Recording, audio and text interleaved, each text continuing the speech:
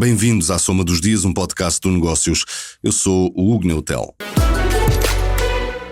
Neste episódio, os dois casos da semana. Primeiro, a Galp, com a saída do CEO, depois de ser denunciada uma relação que mantinha com uma diretora da empresa que lhe reportava diretamente, uma relação que vai contra o código de conduta da companhia. Depois, o Novo Banco, que nesta semana fez saber que demitiu um administrador executivo depois de detectar operações suspeitas. O caso já está a ser investigado e surgiu quando o banco se está a preparar para uma nova fase da sua vida. Comigo estão a jornalista Bárbara Silva e a diretora de Negócios, Diana Ramos.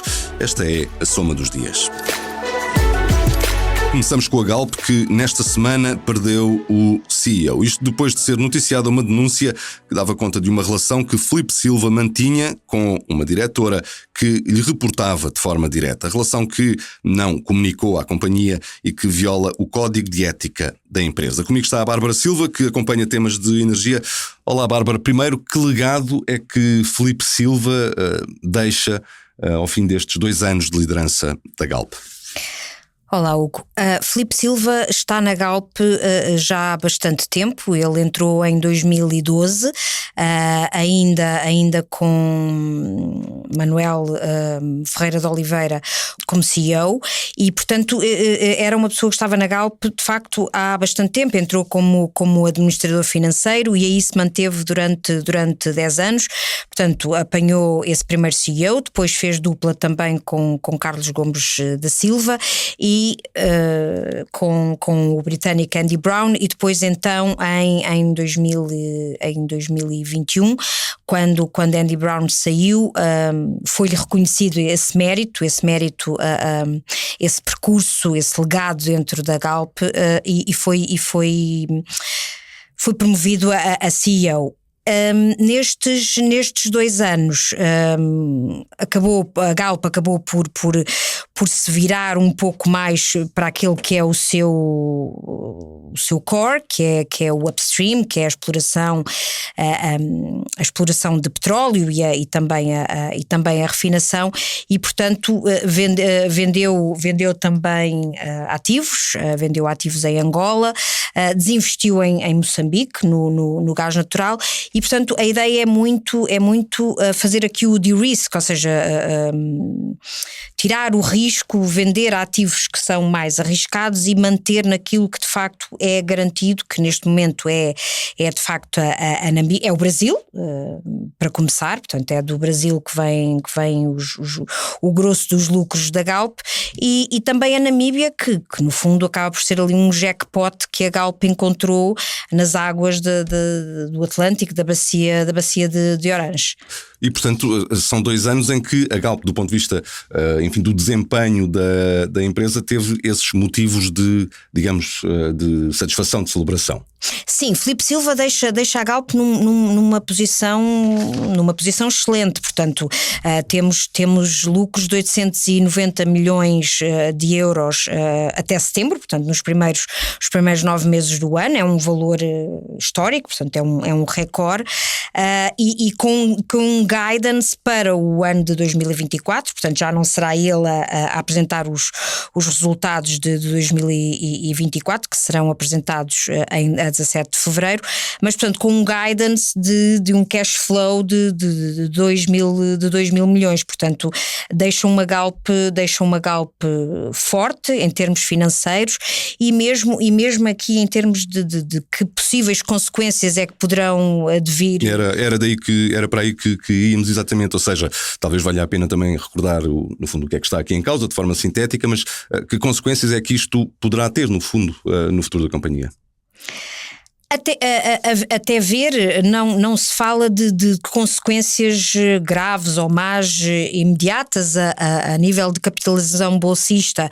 A Galp estava com cerca de 15 mil milhões neste verão, agora por estes dias e mesmo na sequência do que aconteceu, está nos 11,2 mil milhões, mas os analistas dizem claramente que a estratégia da Galp é forte, que vai continuar, que será dada continuação à mesma estratégia, portanto apostar na Namíbia, continuar a fazer furos no terreno. A Galp tem ainda que vender, quer vender metade da sua participação, portanto 40% de 80% que detém, e os analistas dizem mesmo que a saída do CEO não deverá alterar esta estratégia e que há mesmo um potencial de valorização de 25% das ações nos próximos 12 meses. Uhum.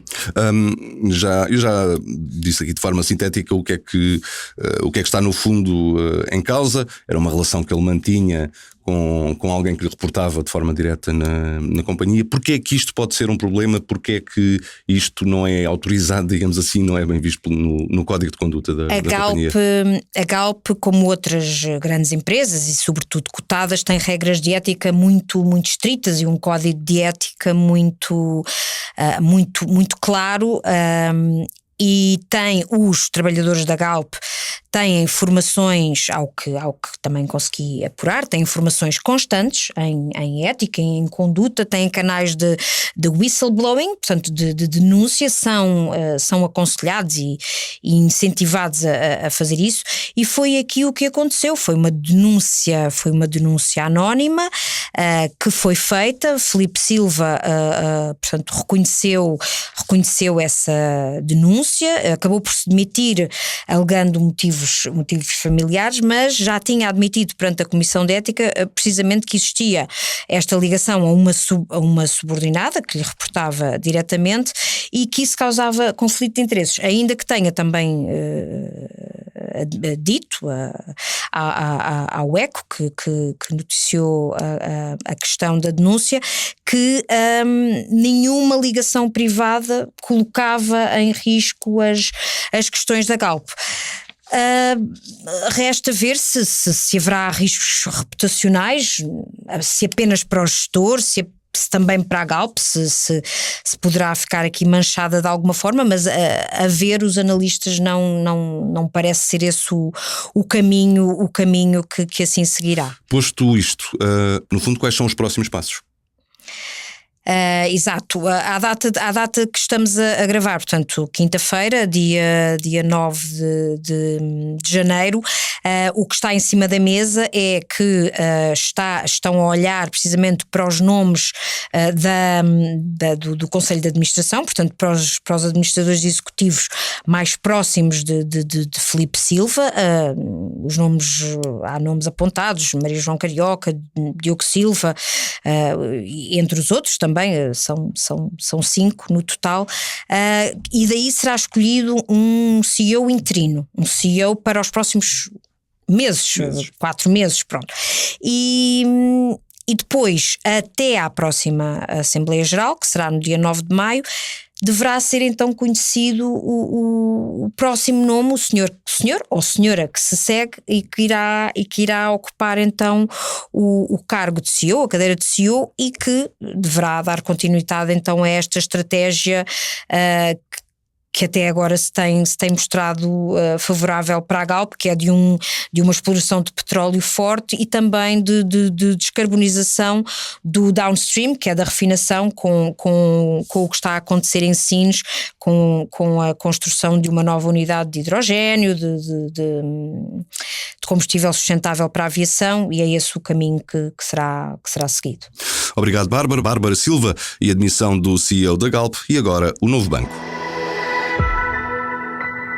Foi há poucos dias que o país ficou a saber que o novo banco demitiu um administrador executivo, Carlos Brandão, depois de detectar operações suspeitas ligadas ao imobiliário. O banco reportou o caso de forma discreta ao Banco de Portugal e ao Ministério Público, que assim pôde iniciar uma investigação sem que o gestor se apercebesse. Tudo culminou no afastamento, anunciado nesta semana, e na constituição do antigo responsável como arguido, suspeito de fraude fiscal qualificada, branqueamento de capitais e falsificação.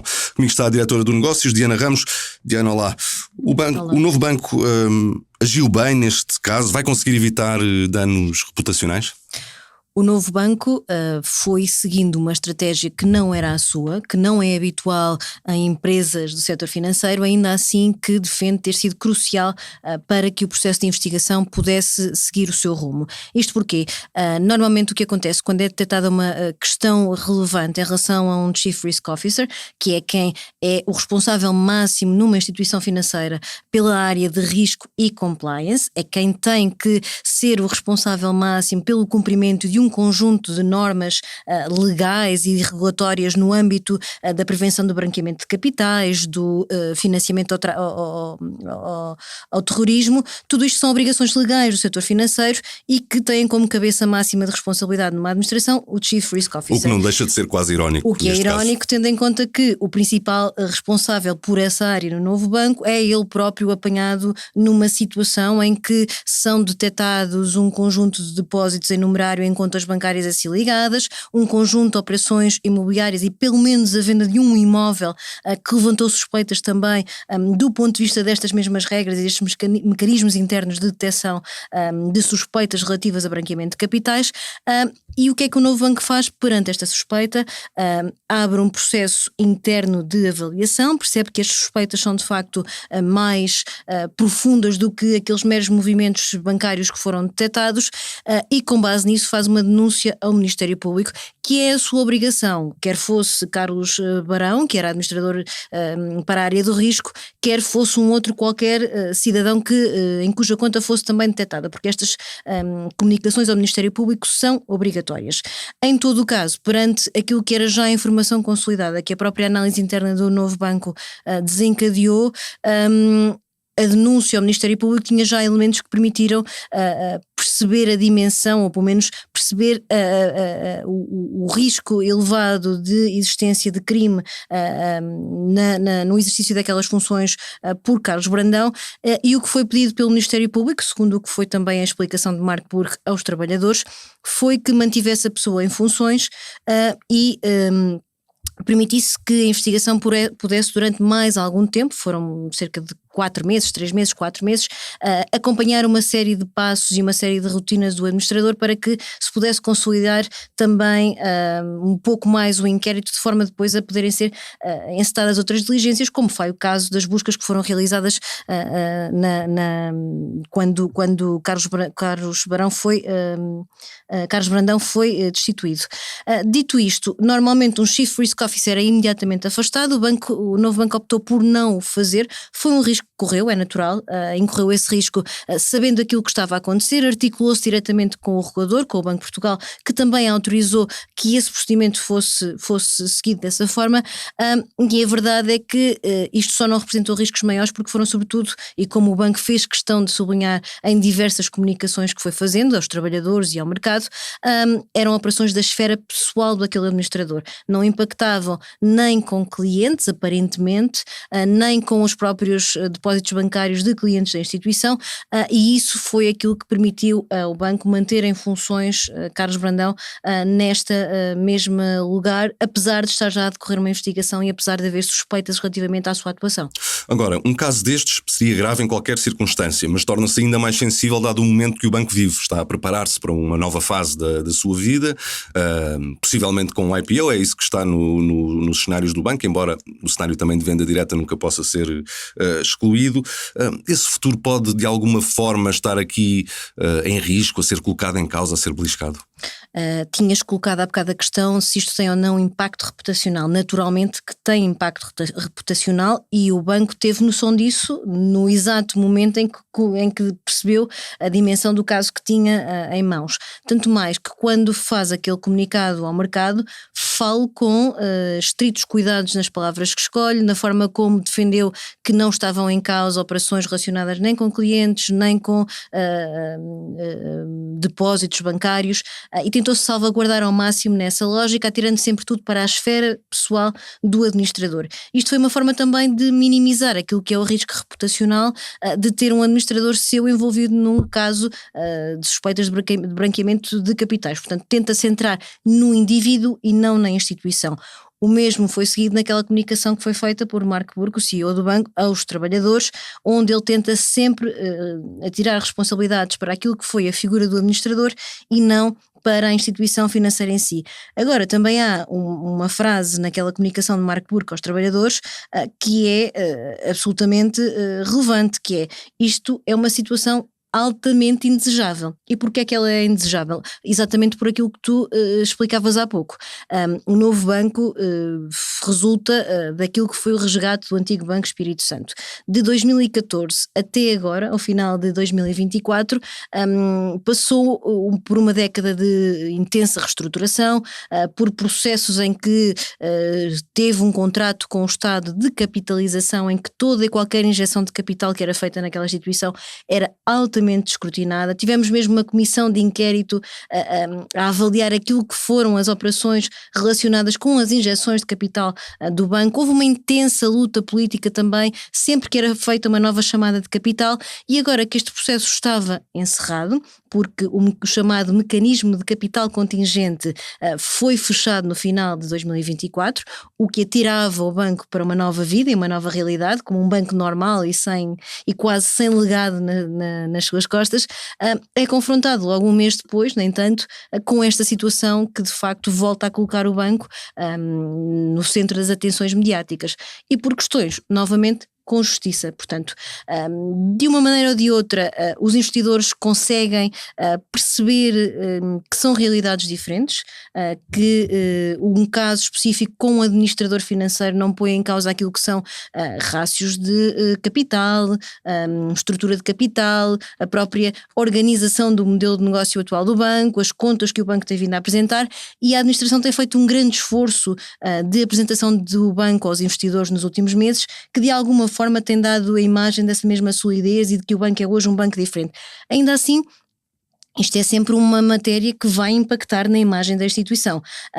Houve uma grande tentativa de gestão de dano neste processo, para evitar que este processo de venda que virá a seguir possa ser mais penalizado do que o imediato do anúncio deste mesmo caso.